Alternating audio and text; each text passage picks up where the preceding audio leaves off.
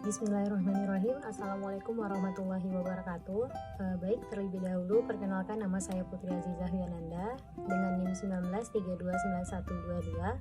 Saya perwakilan dari kelompok 1 yang akan menjadi moderator pada presentasi kali ini. Baik, tugas ini dibuat untuk memenuhi mata kuliah Administrasi dan Supervisi Pendidikan yang dibimbing oleh Ibu Dara Ernita MPD. Selanjutnya, saya akan memperkenalkan anggota kelompok saya, yaitu yang pertama, saya sendiri, Putri Azizah Wiananda, dengan NIM 19329122 dari jurusan Ilmu Agama Islam. Dan yang kedua, ada Kervan Evandel dengan NIM 19067056 dari jurusan Teknik Mesin. Dan yang terakhir, ada Mai Resma dengan NIM 19033105 dari jurusan Pendidikan Fisika. Baik, selanjutnya materi yang akan kami sampaikan, yang pertama ada konsep dasar administrasi pendidikan, yaitu ada pengertian pentingnya administrasi pendidikan dan juga tujuan. Yang kedua ada fungsi atau proses administrasi pendidikan, dan yang ketiga ada ruang lingkup administrasi pendidikan. Materi pertama akan dibahas oleh saya sendiri, yaitu mengenai konsep dasar administrasi pendidikan. Yang pertama ada pengertian administrasi pendidikan. Administrasi pendidikan terdiri dari dua kata, yaitu administrasi dan pendidikan. Kata administrasi menurut William Morris, yang penulis kutip dari buku Administrasi Pendidikan karangan Profesor Dr. Haji Asnawir, berasal dari bahasa Latin yang terdiri dari ad dan ministar. Kata ad artinya sama dengan kata to dalam bahasa Inggris, yang berarti ke atau kepada.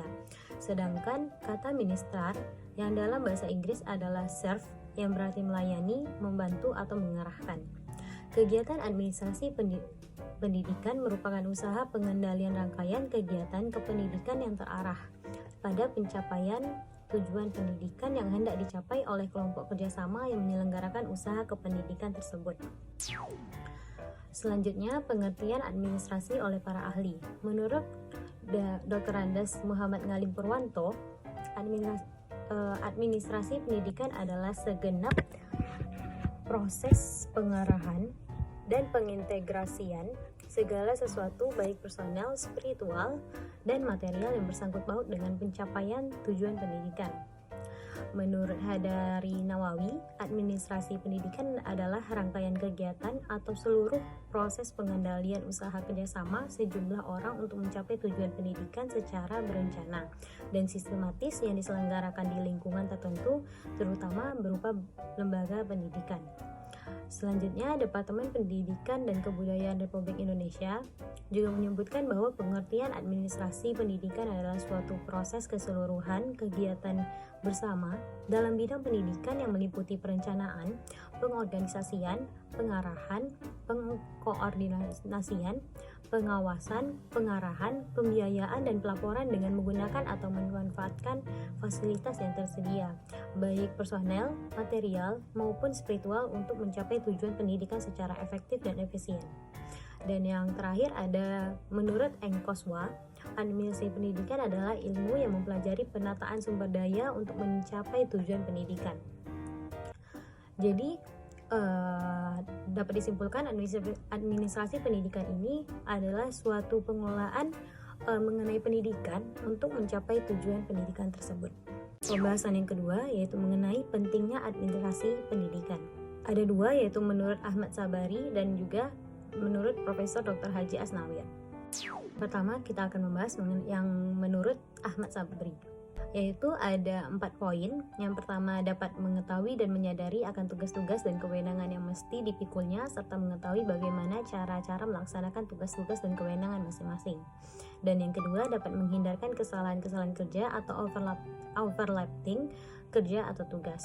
Dan yang ketiga, mengetahui bagaimana melaksanakan sesuatu kegiatan kependidikan dalam rangka mencapai tujuan pendidikan supaya tercapai efektif serta secara tepat. Dan yang terakhir, ada mengetahui batas-batas, hak, dan kewajiban masing-masing tenaga kependidikan. Itu menurut Ahmad Sabri. Kita akan membahas mengenai menurut Profesor Dr. Haji Asnawir. Ada 4 poin juga. Yang pertama yaitu mengenai mengangkat derajat kinerja pekerja dan menolong mensukseskan dan memperbaiki kinerja tersebut. Yang kedua, menciptakan iklim kerja yang baik untuk menerapkan prinsip-prinsip hubungan kemanusiaan yang sehat dengan menekankan penghargaan kepada setiap orang pada lembaga pendidikan yang bersangkutan. Yang ketiga, mendorong menerjemahkan, merubah pikiran-pikiran dan teori-teori pendidikan menjadi kurikulum, program, metode, media, prosedur, dan berbagai aktivitas pendidikan lainnya untuk menempuh jalan yang tepat dalam rangka mencapai tujuan pendidikan. Dan yang terakhir, berusaha menghubungkan atau mempertemukan lembaga pendidikan dengan masyarakat ke arah pengembangan, kemajuan, dan kestabilan. Dua tokoh ini, pentingnya administrasi pendidikan itu adalah untuk menghubungkan dari satu bidang ke satu bidang lain untuk menciptakan kinerja yang baik dan mencapai tujuan pendidikan yang efisien dan efektif secara tepat. Selanjutnya saya akan membahas mengenai tujuan administrasi pendidikan. Tujuan administrasi pendidikan adalah untuk meningkatkan efisiensi dan efektivitas penyelenggaraan kegiatan operasional pendidikan dalam mencapai tujuan pendidikan. Adapun yang menjadi tujuan utama pendidikan adalah untuk mengembangkan kepribadian dan kemampuan peserta didik agar menjadi warga negara yang memiliki kualitas sesuai dengan cita-cita bangsa berdasarkan Pancasila. Dan ada juga menurut Sergio Fahmy dan Carver, ada 4 tujuan administrasi, yaitu yang pertama efektivitas produksi, yang kedua efisiensi, dan yang ketiga kemampuan menyesuaikan diri, dan yang keempat kepuasan kerja. Mungkin itu saja yang dapat saya sampaikan. Materi selanjutnya akan disampaikan oleh rekan saya.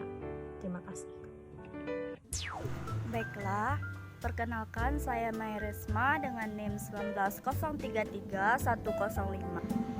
Akan melanjutkan penjelasan selanjutnya, yaitu mengenai proses atau fungsi dari administrasi pendidikan.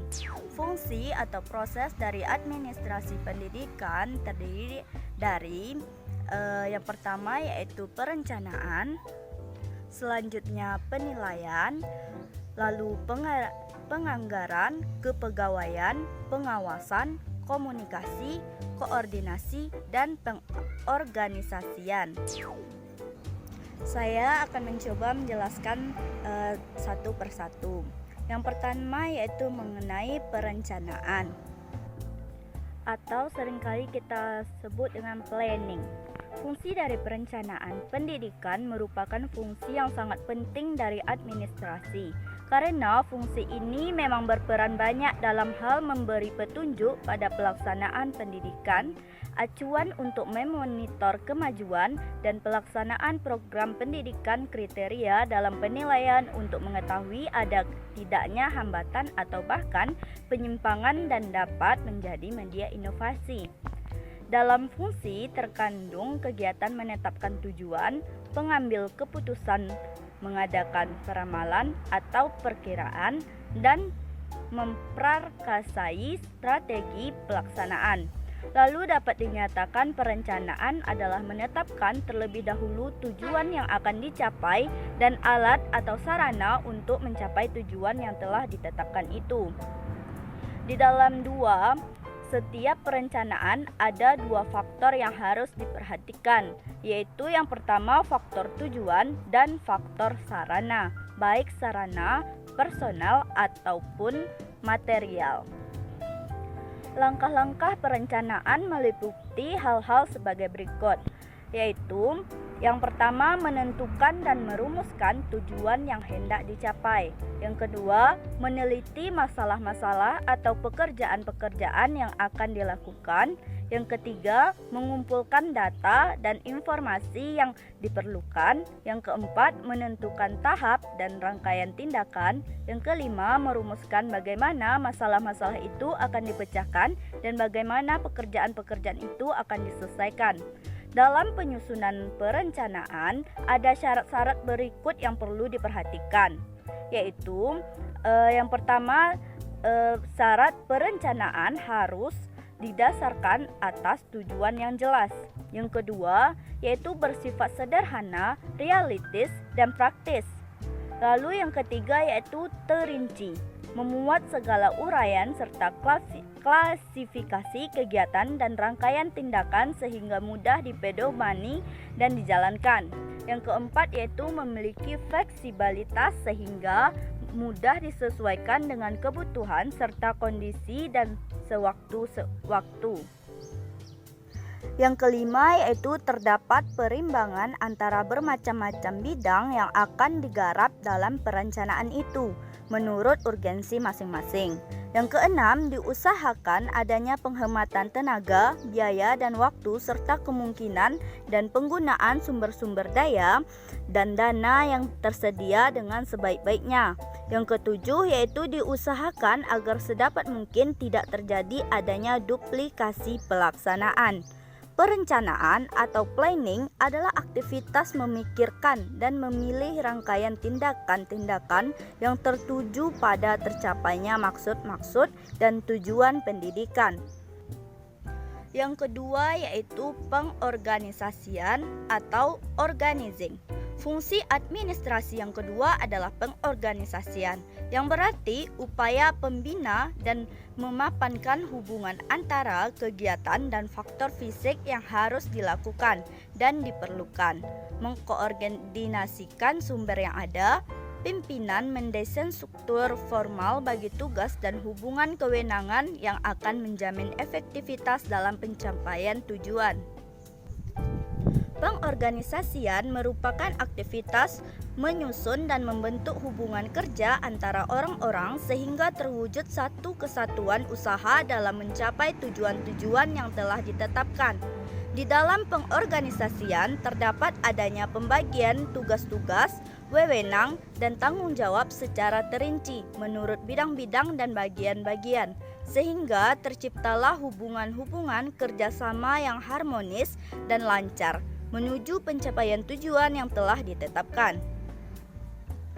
Yang perlu diperhatikan dalam pengorganisasian antara lain ialah bahwa pembagian tugas, wewenang, dan tanggung jawab hendaknya sesuai dengan pengalaman, bakat, minat, pengetahuan, dan kepribadian masing-masing orang yang diperlukan dalam menjalankan tugas-tugas tersebut. Fungsi organisasi dapat diartikan bermacam-macam. Yang pertama yaitu organisasi dapat diartikan sebagai memberi struktur, terutama dalam penyusunan atau penempatan personal, pekerjaan-pekerjaan, material, dan pikiran-pikiran di dalam struktur itu. Yang kedua yaitu organisasi dapat pula ditafsirkan sebagai menetapkan hubungan antara orang-orang. Yang terakhir yaitu organisasi dapat juga diartikan semata-mata mengingat maksudnya yakni sebagai alat untuk mempersatukan usaha-usaha menyelesaikan pekerjaan-pekerjaan. Fungsi administrasi pendidikan selanjutnya yaitu koordinasi atau coordinating. Dalam setiap lembaga apapun, termasuk pendidikan, pasti ada yang namanya pembagian wilayah kerja sesuai dengan bidang masing-masing. Dan ketika sedang bekerja sama untuk mencapai sebuah tujuan, perlu adanya koordinasi agar tidak salah paham satu sama lain. Koordinasi adalah sebuah upaya yang dilakukan oleh sebuah lembaga untuk menghindari adanya kesalahpahaman antara satu sama lain dalam bertindak. Dapat dikatakan juga bahwa hal ini merupakan kegiatan yang akan membawa manusia masuk dalam suatu hubungan yang baik. Koordinasi adalah aktivitas membawa orang-orang, material, pikiran-pikiran, teknik-teknik, dan tujuan-tujuan ke dalam hubungan yang harmonis dan produktif dalam mencapai suatu tujuan. Selanjutnya yaitu fungsi dari administrasi. Selanjutnya yaitu komunikasi atau communication. Komunikasi adalah proses penyampaian pesan dari komunikator kepada komunikan dengan menggunakan perantara media yang tepat sehingga mudah dipahami dan mendapat balasan sesuai dengan harapan. Komunikasi ini sendiri termasuk hal yang penting dalam melaksanakan suatu program, entah itu pendidikan atau apapun. Aktivitas tersebut juga mencakup penyebaran serta penyampaian gagasan ide baik secara lisan maupun tertulis. Fungsi administrasi selanjutnya yaitu pengawasan atau supervision. Dalam setiap lembaga pendidikan, tentu orang-orang yang bekerja di dalamnya termasuk kepala sekolah, guru, serta staf lainnya tidak bisa hanya dibiarkan bekerja sendiri. Perlu adanya pengawasan terhadap segala sesuatu yang diambil. Proses pengawasan dalam program pendidikan harus dilakukan dengan sangat teliti agar tujuan yang telah dirancang dari awal dapat tercapai.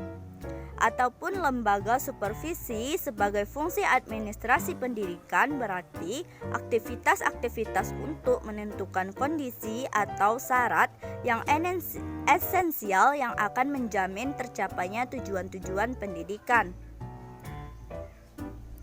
Secara singkat dapat disimpulkan fungsi atau tugas supervisi sebagai berikut. Yang pertama yaitu untuk menjalankan aktivitas untuk mengetahui situasi administrasi pendidikan sebagai kegiatan pendidikan di sekolah dalam segala bidang. Yang kedua yaitu menentukan syarat-syarat yang diperlukan untuk menciptakan situasi pendidikan di sekolah.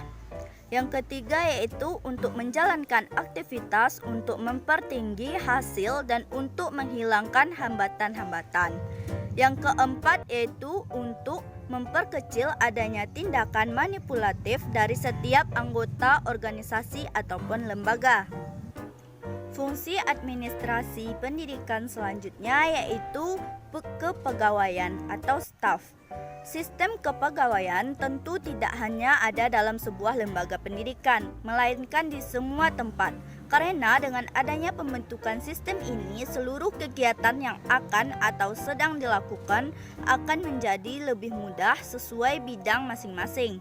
Fungsi kepegawaian tersebut sudah mulai berjalan dari awal proses perencanaan serta pengorganisasian. Dalam hal ini, administrasi pendidikan berupaya agar orang yang menduduki jabatan tertentu merupakan orang yang benar-benar ahli dalam sesuai dengan bidang tersebut. Fungsi administrasi selanjutnya yaitu penganggaran atau budget. Dalam setiap melakukan sebuah kegiatan tentu harus mengeluarkan anggaran biaya dengan jumlah tertentu. Dan setelah itu harus ada beberapa laporan pertanggungjawaban yang harus disusun. Setiap kebutuhan organisasi baik personel maupun material semua memerlukan adanya biaya. Itulah sebabnya maka masalah pembiayaan harus sudah mulai dipikirkan sejak pembuatan planning sampai dengan pelaksanaannya. Beberapa hal yang perlu diperhatikan dalam fungsi pembiayaan yaitu yang pertama, perencanaan tentang berapa biaya yang diperlukan. Yang kedua yaitu dari mana dan bagaimana biaya itu dapat diperoleh. Yang ketiga yaitu bagaimana penggunaannya. Yang keempat yaitu siapa yang akan melaksanakannya. Yang kelima yaitu pembukuan pertanggungjawaban dari biaya tersebut. Yang terakhir yaitu bagaimana pengawasannya. Kegiatan penganggaran ini merupakan anggaran biaya yang sudah direncanakan dan dipraktekkan untuk mencapai goal maupun target tertentu dari administrasi pendidikan pada sebuah lembaga. Fungsi atau proses administrasi pendidikan yang terakhir yaitu penilaian atau evaluating. Evaluasi sebagai fungsi administrasi pendidikan adalah aktivitas untuk meneliti dan mengetahui sampai di mana pelaksanaan yang dilakukan di dalam proses keseluruhan organisasi mencapai hasil sesuai dengan rencana atau program yang telah ditetapkan dalam rangka pencapaian tujuan pendidikan. Setiap kegiatan, baik yang dilakukan oleh unsur pimpinan maupun oleh bawahan memerlukan adanya evaluasi. Evaluasi mengetahui berhasil atau tidaknya suatu program. Diperlukan adanya penilaian atau evaluasi.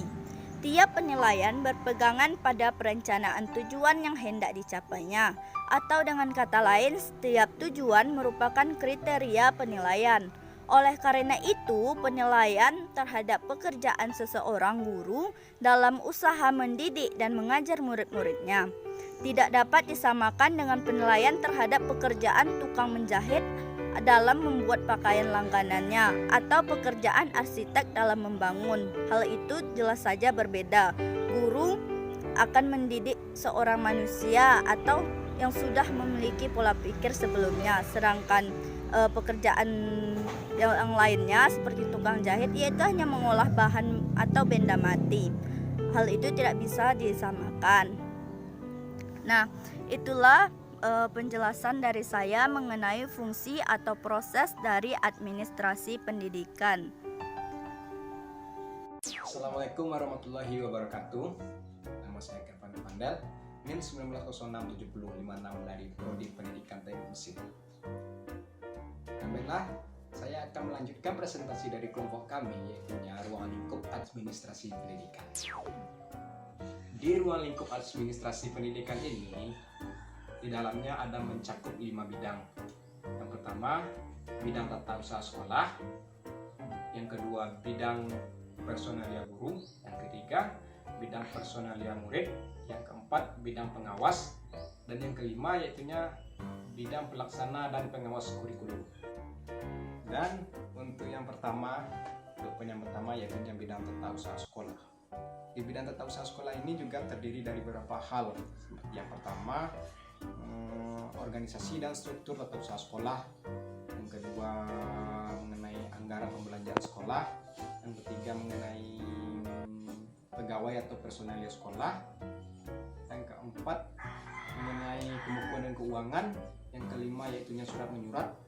Dan yang keenam, yaitunya mengenai masalah seperti pengangkatan, pemindahan, penempatan, mengisi buku rapor, dan berbagai macamnya. Dan untuk poin yang kedua, yaitunya di bidang personalia murid. Di bidang personalia murid ini juga terdiri dari beberapa hal. Yang pertama, yaitunya bidang organisasi untuk murid. Yang kedua, yaitunya mengenai masalah kesehatan murid. Yang ketiga, yaitu evaluasi pembelajaran murid. Yang keempat, yaitunya kesejahteraan untuk murid. Dan yang kelima, yaitunya bimbingan konseling untuk murid. Dan kita lanjut ke bagian yang ketiga, yaitu di bidang personalia guru. Di bidang yang personalia guru ini hampir sama dengan bidang pertama dan kedua, juga terdiri dari beberapa hal. Yang pertama, yaitunya kepegawaian dan pengangkatan guru. Kedua, yaitunya masalah evaluasi pembelajaran guru. Ketiga, yaitunya organisasi guru. Dan keempat, mengenai refreshing guru. Dan untuk selanjutnya, yaitunya kita masuk ke poin yang keempat, yaitunya di bidang pengawasan. Di bidang pengawasan ini juga terdiri dari 4 hal. Yang pertama, yaitunya meningkatkan semangat guru dan pegawai tata usaha sekolah. Yang kedua, meningkatkan kerjasama antara murid, guru, dan tata usaha sekolah. Yang ketiga, yaitunya membuat pedoman dalam pembelajaran dan penilaian. Yang keempat, yaitu meningkatkan mutu guru dan mutu pendidikan. Dan selanjutnya kita masuk ke bidang yang kelima, yaitu bidang terakhir, yaitu bidang pelaksanaan dan pembinaan kurikulum. Di dalam bidang ini terdiri dari 2 opsi. Yang pertama, yaitunya pedoman dalam kurikulum supaya mencapai tujuan pembelajaran. Yang kedua, yaitunya menerapkan organisasi kurikulum sesuai dengan pembaruan pendidikan dan di dalam bidang masyarakat. Dan sekian tambahan materi dari saya. Jika ada salah mohon dimaafkan. Wassalamualaikum warahmatullahi wabarakatuh. Terima kasih.